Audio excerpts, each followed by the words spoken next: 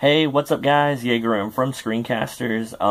I'm doing a deck profile of my Plant Princess deck. I did take a small hiatus when playing this deck, testing out some other decks, but I decided, hey, what's a great thing to do, and I thought, why not bring back all my older decks and profile them and make them in real life, as as you guys who are newer to the channel don't know, I used to play Plant Princess, Fire Kings, a bunch of other decks, Pure Lightsworn, Dragon Rulers, all that good stuff. I don't think I can make a Dragon Ruler deck now, considering they're all banned. This is my Plant Princess deck. I hope you guys enjoy it, so without further ado, let's get started.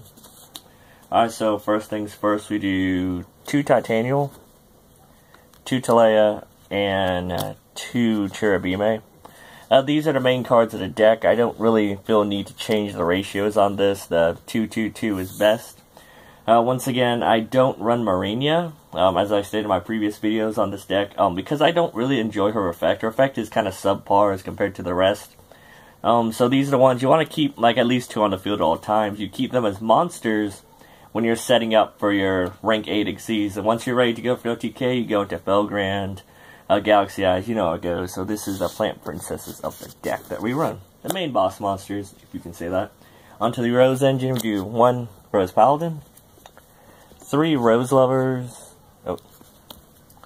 and 2 Rose Archers as usual.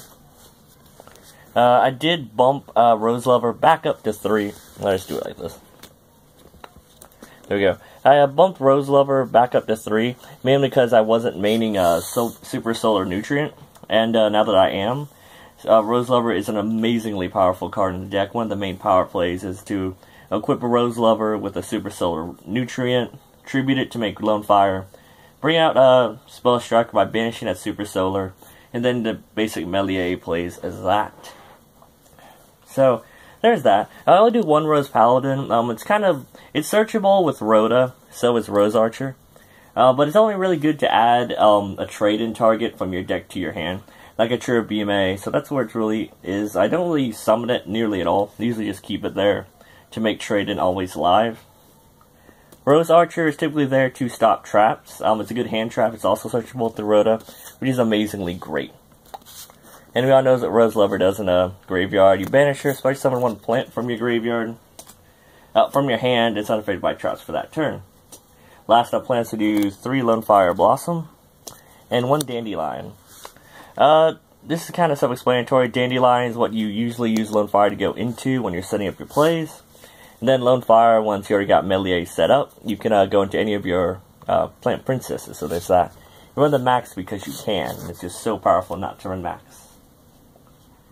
Last up, monsters, we do 3 Spell Striker. Spell Striker is amazingly good. He's a level 3 Earth that can be special summoned, and he's searchable through Rhoda. What's there not to like? So that's the last of the monsters for that. Also good to make melee. Under the spells, we do 3 Upstart Goblins for consistency. Kind of self-explanatory on that.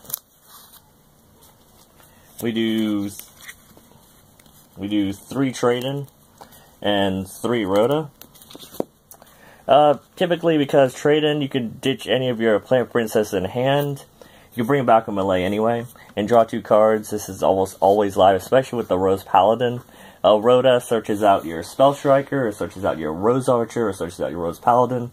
Searches out all your key power cards, so it's just too good not to run at 3.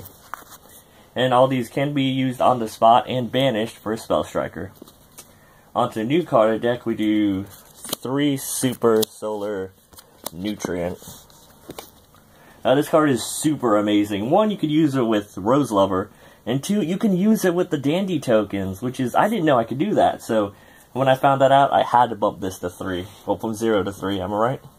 It's an amazingly powerful card. The fact that you could set up your Rose Lover in Grave and also bring out Lone Fire to start your plays is really great, and the fact that it goes to the graveyard, so you can banish for Spell Striker, this makes it too good not to run. Last of the spells, we do 2 Forbidden Lance. Sorry about that. Oh yeah, Forbidden Lance, make your monsters unaffected by spells and traps for that turn. You can use it offensively and defensively. If you're really in a bind, you can just activate it on a Spell Striker. Well, on a Dandelion. So you can fill up your grave for a Spell Striker, if you have to. onto the spell, onto the traps, we do double Mirror Force and double Breakthrough Skill. There you go. 2 Dimension Slice and 1 Solemn Warning. Mirror Force to stop the attacks, Breakthrough Skill to stop monster effects is really prominent. This deck does lose to monster effects pretty often, and to itself. So you just gotta eliminate as many problems as you can. It can also work twice. Dimension Slice is amazing with Lone Fire. You can make melee, banish a card in a spot. I love this card. I will not cut it down from 2. And Solemn Warning to stop Denko and anything that's gonna wreck your shit. So that's that for the traps. That's for the main deck. Onto the extra deck. We do 1 Slacker Magician, 1 Mechwarp Engineer, 1 Wind Up Zen Mines, 1 Leviathan Dragon, 1 Nightmare Shark. Alright, so these are kind of like, well, these are your rank 3s of the deck, alright, the most generic ones. These are the generic ones. Mechwarp protects your stuff, Zen Mines is for stalling, Leviathan Dragon's for some attack power, and Nightmare Shark is for stealing games. Slacker Magician, you could use it with the 2 Rose Lovers if you have to, so it's also a good stealthy card in that aspect. You also do 3 Melee of the Trees. This is like the main power card. The deck is a Evolvable Chain for the deck. You could either detach a card, either send a plant from your deck to the graveyard, or special summon a plant from your graveyard in face up defense mode. So it's really good for that. Easy to make. This deck really does spam multiple of these at once. And then we do 2 Downer Magician, just to put on top of your rank 3s. Onto the rank 8s, we do 1 Felgrand, 1 Heliopolis, 1 Tachyon, 1 number 62, and 1 Full Armor. Felgrand, just make sure, when you go for OTK, he's good for protection. Heliopolis, you contribute the dead Rose Lovers in your hand. Or the Dandy Toke, he's a pop stuff. Tachyon, he's a skill drain on legs. If your opponent activates anything, he works good against floaters. He gains 1,000 attack, and can attack twice. Photon, you usually use it to put this guy on top of him. So you have a 4,000 beater that can pop stuff and can do full damage, while this one cannot. So that's the deck profile, guys. I hope you guys enjoyed it.